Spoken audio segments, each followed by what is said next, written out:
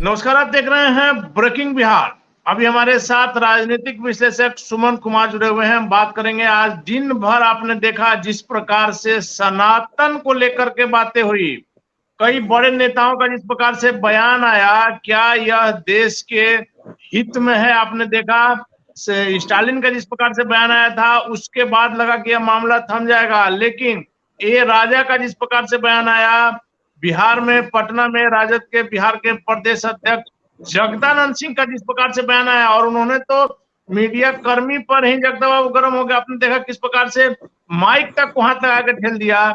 इस उम्र में किसी पार्टी के प्रदेश अध्यक्ष का इस तरह का व्यवहार, किसी धर्म को लेकर के, किसी विशेष धर्म को लेकर के इस प्रकार की बातें कहां तक उचित है? इन्हीं विषयों पर बात करेंगे। सुमन जी, क्या लग रहा है आपको, आखिर देश की राजनीति किधर जा रही है 2024 में लोकसभा का चुनाव? देखिए, देश की राजनीति किस तरफ जा रही है ये तो बताना मुश्किल है, लेकिन इन राजनेताओं के दिमाग को पहले समझना होगा। कल आता है कि आप कोई भी कार्य कर रहे हो, रोजगार कर रहे हो, नौकरी कर रहे हो या कुछ भी कर रहे हो, आपका पढ़ा लिखा होना बहुत जरूरी है। और इन नेताओं का जो वक्तव्य लगातार आ रहा है, उस वक्तव्य को सुनकर यही लग रहा है कि या तो ये लोग बिल्कुल अशिक्षित हैं, और या ये जानबूझकर इस तरह के विवाद को लगातार पैदा कर रहे हैं और नया नया कंट्रोवर्सी क्रिएट कर रहे हैं। जैसे अभी आपको एक मिनट हम रोकना चाह रहे हैं। जहां तक जगदानंद सिंह की बात है, आज की राजनीति में उनके वफादारी का, उनका जो व्यक्तित्व, इसका उदाहरण दिया जाता है कि जब आज सुबह किसी पार्टी में कोई लोग रहते हैं, शाम में किसी और पार्टी में, वैसे समय में लालू प्रसाद यादव के बुरे से बुरे दिनों में जगता बाबू लगातार साथ रहे। बुजुर्ग नेता में गिनती है और सम्मानित नेता में गिनती है। आश्चर्य तब होता है जब जगदानंद सिंह ऐसे नेता अगर इस प्रकार का बयान देते हैं, तो क्या यह सोची समझी साजिश है? देखिए, हम आपको बताना चाहते हैं, जगदानंद सिंह की राजनीति आज तक जो देखने में आई है, आपको याद होगा कि यही जगदानंद सिंह ने अपनी पार्टी के प्रति वफादारी दिखाते हुए अपने सुपुत्र का विधानसभा चुनाव में विरोध भी किया था। इसकी प्रशंसा होनी चाहिए और राजनीतिक महकमे में सभी लोगों ने इसकी प्रशंसा की। लेकिन अब आ जाते हैं दूसरी बात पर। जगदानंद सिंह जब से प्रदेश अध्यक्ष बने हैं, आरजेडी के जब से वो प्रदेश अध्यक्ष बने हैं, तब से वो मेन स्ट्रीम में आए हैं। अभी तक वो सामने आकर कोई बात नहीं करते थे, सामने आकर उनकी कोई राजनीति नहीं होती थी, वो मीडिया को कोई बाइट जल्दी नहीं देते थे। अभी प्रदेश अध्यक्ष होने के नाते उनको एक एक चीज का जवाब देना पड़ रहा है। अभी कुछ दिन पहले आप देखे थे कि तेज प्रताप यादव के साथ जो विवाद हुआ था, उस विवाद के चक्कर में जगदानंद सिंह कई दिनों तक, हमको लगता है कई सप्ताह या महीनों तक, वो आरजेडी के प्रदेश कार्यालय में भी नहीं जाते थे। अब दूसरी बात मैं आपको कहता हूं, मैं जगदानंद सिंह की बात का जवाब देना चाहता हूं। उन्होंने कहा कि तिलक लगाने वालों ने देश को गुलाम बना दिया। तो वो देश की गुलामी की बात किससे कर रहे हैं? अंग्रेजों से कर रहे हैं या मुगलों से कर रहे हैं? क्योंकि आज इस बात का क्या मतलब? नहीं, मैं उसको भी क्लियर करता हूं। जब ईस्ट इंडिया कंपनी जब भारतवर्ष में आई थी, तो उस समय देश में मुगलों का राज था, ठीक है। उस समय किसी तिलकधारी का अखंड भारत पर कोई राज नहीं था। मुगलों का पूरी तरीके से आधिपत्य हो चुका था। छिटपुट इधर उधर कहीं किसी छोटे जमींदार का या छोटे मोटे स्टेट का जो है स्वतंत्र आधार रहा, वो अलग विषय।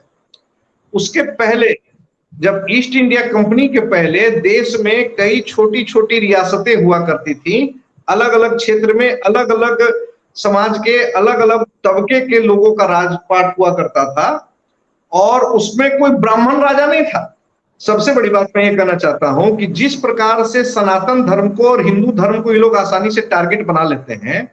देखिए, भाजपा के किसी न किसी नेता के द्वारा कोई कमेंट किया जाता है तो मुस्लिम धर्म के बारे में लेकर कमेंट कर दिया जाता है, और इन लोगों के द्वारा क्या किया जाता है कि इन लोगों के द्वारा सिर्फ और सिर्फ हिंदू धर्म को, सनातन धर्म को टारगेट किया जाता है, और राजनीति में इन सब चीजों का कोई जगह नहीं होना चाहिए। जी लेकिन जगह तो बन जा रहा है ना। आपने देखा जिस प्रकार से स्टालिन का बयान आया, लगा कि अब यह मामला शांत हो जाएगा, उनके गठबंधन के भी लोग इसको मना करेंगे, क्योंकि कहीं से भी अब देश हित में भी नहीं है। भले आप चुनाव के लिए कुछ फायदा उठाने के लिए देखिए, इस तरह का बयान दे करके देश की देश शांति को भंग करना चाहते हैं, लेकिन आज देश जब ए राजा का जो बयान आ गया, यह तो बहुत गलत है। देखिए, पहले इस बात को समझिए। उदयनिधि स्टालिन जो है वो द्रमुक सुप्रीमो करुणानिधि के पोते हुए। तो जब उनके दादा के द्वारा ही समय समय पर सनातन धर्म के बारे में, हिंदू धर्म के बारे में अलग अलग टिप्पणियां की जाती थी, उनके पिता के द्वारा की जाती थी, तो इन्होंने किया तो कोई बड़ी बात नहीं है, क्योंकि ये तो अपनी परंपरा। यही तो बात है, इसका उसका फायदा फायदा तो भाजपा लेगी ना, उसका फायदा तो भाजपा लेगी। मैं तो ये समझ नहीं पा रहा हूँ। यह लोग चाह रहे हैं कि हमारे बयानबाजी से बीजेपी को फायदा हो। मैं तो ये समझ नहीं पा रहा हूं कि ये किस प्रकार के राजनेता हैं जो भाजपा अभी इंडिया के गठन, इंडिया मतलब INDIA के गठन के बाद से लग रहा था कि थोड़ी बैकफुट पर आ गई। उसका एक प्रमाण भी है कि तुरंत इन लोगों ने सिलेंडर का दाम 200 रुपया घटा दिया। हकीकत ये है, निश्चित तौर पर यह मानना होगा कि INDIA का जो गठन हुआ उससे बीजेपी में भी खलबली थी। और जो आप कह रहे हैं कि 200 रुपए सिलेंडर, अगर इनकी गठबंधन बनी रही तो लगातार आप देखिए पेट्रोलियम पदार्थों का दाम घटने के भी आसार है। वैसे में जब मोदी जी पर यह लोग चल रहे थे, जैसा कि लालू प्रसाद यादव ने कहा भी कि गर्दन इस पर पकड़ लेंगे, नरेटिव धर लेंगे, तो इस तरह के वक्तव्य से तो मोदी फिर मजबूत हो जाएंगे, जहां तक हम समझ पा रहे हैं। मुझे तो लगता है कि ऐसे ऐसे अगर दोस्त हों तो फिर दुश्मनों की क्या जरूरत जी। सबसे पहली बात मैं एक चीज और बताना चाहूंगा कि आप एक चीज को ध्यान में रखें। दक्षिण की राजनीति और उत्तर की राजनीति बहुत ही अलग है। यहाँ पूरी तरीके से उत्तर भारत में जो है आपको पूरी तरीके से जातिवाद का बोलबाला है। हालांकि हमेशा बिहार और यूपी ही बदनाम होता है, लेकिन ऐसा है नहीं, जातिवाद हर जगह। ठीक है, अब देखिए सबसे बड़ी बात क्या हो रही है कि साउथ में सनातन का स्टेटमेंट देने से शायद उतना असर नहीं पड़े, क्योंकि बीजेपी ऑलरेडी वहां पर काफी मजबूत नहीं है और वो हमेशा वहां किसी न किसी के कंधे को इस्तेमाल करके ही आगे बढ़ना चाहती है। मैं इसके लिए देखिए, जनता के मुद्दों पर तो कोई बात ही नहीं हो रही है। भाजपा वाले इंडिया की बात करते हैं, देश में गरीबी है, बेरोजगारी है, महंगाई है, इन सब से बात हट करके अब आ जाइए यही धर्म कर्म की बात कीजिए। जनता को मैं तो कहूंगा कि जनता को ये पूछना चाहिए नरेंद्र मोदी जी से भी कि जो स्मार्ट गांव, जो स्मार्ट शहर वो बसाने की बात की थे।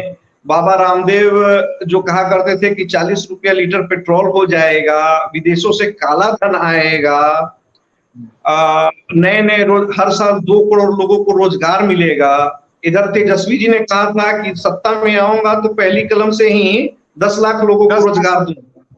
ठीक है, तो यहाँ तो सत्ता पक्ष और विपक्ष दोनों जनता को बेवकूफ बना रहा है और जाति और धर्म के अफीम को चटाकर ये लोग अपना मतलब साधना चाहते हैं। लेकिन ये बात समझ से परे है। आपने देखा जिस प्रकार से जगदानंद सिंह ने मीडिया कर्मी, तो कहीं कोई खबर रहेगी, जब उनको बुलावा जाएगा तो वो जाएंगे ही।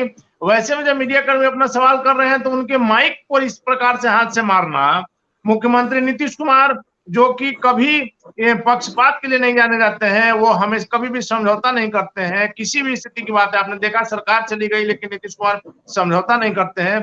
वैसे में मुख्यमंत्री नीतीश कुमार भी क्या बेबस हो गए हैं गठबंधन के कारण कि इस प्रकार का बयान आ रहा है और कुछ कार्रवाई नहीं हो पा रही। देखिए, नीतीश कुमार बेबस नहीं है। नीतीश कुमार बहुत ही चतुर राजनीतिज्ञ हैं और उन्होंने जिस प्रकार की विरोधी एकता की मुहिम चालू की है, जिसका असर देखने को भी मिल रहा है। एनडीए गठबंधन में बेचैनी है और मुख्यमंत्री नीतीश कुमार ही इस विपक्षी एकता के सूत्रधार है, इसे इनकार नहीं किया जा सकता है।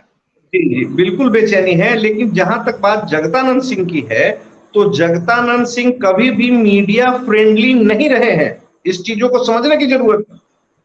आप ऐसे व्यक्ति को प्रवक्ता बना देते हो, ऐसे व्यक्ति को अध्यक्ष बना देते हो जिसको एक सामान्य समझ भी नहीं है कि पत्रकारों से किस प्रकार का व्यवहार किया जाए। तो अब देखिए दूसरी बात, मैं फिर एक थोड़ा सा विषयांतर होना चाह रहा हूं। अभी कुछ दिन पहले जैसे आज इन्होंने कहा तिलक पर और टीका पर, तो माननीय वन एवं पर्यावरण मंत्री तेज प्रताप यादव जी, सभी लोगों को मालूम है कि बहुत बड़े कृष्ण भक्त हैं। हमेशा आप देखेंगे कि टीका और धार्मिक कार्यों में उनकी बड़ी रुचि रहती है। तो पहले दल से ही शुरू करें ना, दूसरे दुनिया को, दूसरे दलों को जो ये समझा रहे हैं और दूसरे दलों के लोगों को बता रहे हैं कि तिलक वालों ने और टीका वालों ने देश को गुलाम बना दिया, बर्बाद कर दिया, तो पहले अपने पार्टी के नेताओं को ही समझाए ना। इनके कंट्रोल में कोई है क्या? और जो बीजेपी का कहना है कि अभी लालू जी मुंबई गए थे, सिद्धिविनायक मंदिर में गए थे, वहां उन्होंने तिलक लगाया, उप मुख्यमंत्री तेजस्वी यादव भी गए थे। वैसे में हमारा सीधा तौर पर कहना रहता है कि किसी भी धर्म के प्रति ऐसी बात नहीं कीजिए जिससे कि उसका मन जो है वो आहत हो।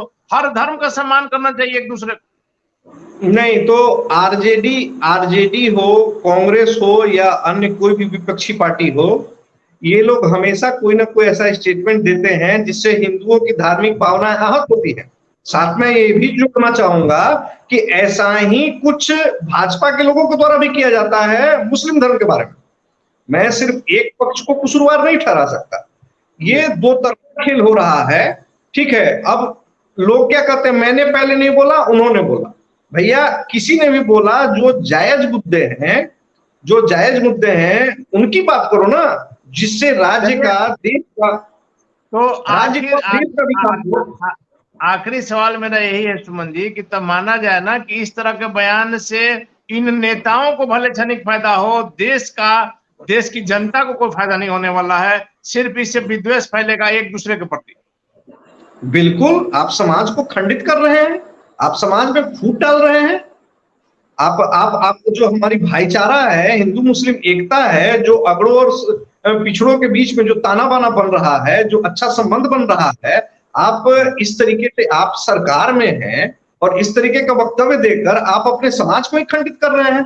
ये कौन सी राजनीति कर रहे हैं आप? हमारे तो देश का शुरू से है हिंदू मुस्लिम सिख ईसाई आपस में सब भाई भाई। वैसे में आम जनता के प्रति जो ये जो भावना जो इन शब्दों से जो जा रही है, तो नहीं, आपको नहीं लगता है कि निश्चित तौर पर इन नेताओं पर, चाहे किसी भी पार्टी के हो, किसी भी जाति के हो, कितने भी बड़े पद पर हो, इन पर कानून का शिकंजा कसना चाहिए? कानून का शिकंजा मनीष कश्यप जैसे पत्रकारों पर चलेगा, कानून का शिकंजा जल्दी इन जैसे भड़कीले बयान देने वाले राजनेताओं पर कभी नहीं होने वाला। ये लोग सत्ता को कंट्रोल करते हैं, कानून को अपने हिसाब से तोड़ते हैं और मरोड़ते हैं। ये लोग अपने आप को संविधान से और कानून से बहुत ऊपर मानते हैं। ये लोग आधुनिक राजतंत्र के पोषक हैं। लेकिन कानून से ऊपर कोई नहीं है, और निश्चित तौर पर जिस दिन कानून के शिकंजे में आएंगे, गिरफ्त में आएंगे, इनको अपनी हैसियत पता चल जाएगी। जी बिल्कुल, बिल्कुल पता चलनी चाहिए। इस प्रकार का बयान आप कैसे दे सकते हैं? बिल्कुल, ये कि जितनी भी भर्त्सना की जाए वो कम है। ये बिल्कुल बहुत ही गलत व्यवहार है इनका, गलत संदेश इन्होंने समाज को दिया है। इन तमाम जानकारियों के लिए सुमन जी आपका बहुत बहुत धन्यवाद। तो ये थे हमारे साथ राजनीतिक विश्लेषक सुमन कुमार। सीधे तौर पर कहना है कि इस तरह के बयान से देश की जनता का, देश का कोई फायदा नहीं होने वाला है। अपने क्षणिक फायदा के लिए नेतागण अगर इस प्रकार का बयान देते हैं तो उन पर निश्चित रूप से कानूनी कार्रवाई होनी चाहिए, क्योंकि आपके इस बात से अगर समाज में विद्वेष फैल रहा है तो कहीं ना कहीं आप पर कानून का शिकंजा कसेगा, तब जाकर के आपको एहसास होगा। और जगदानंद सिंह ने जिस प्रकार से आज व्यवहार किया है, इसकी जितनी भी निंदा की जाए कम है, क्योंकि मीडिया कर्मियों के साथ इस प्रकार का व्यवहार कहीं से शोभनीय नहीं माना जाएगा। आगे क्या होगा देखना काफी महत्वपूर्ण होगा। फिलहाल अब हमें दीजिए इजाजत, नमस्कार।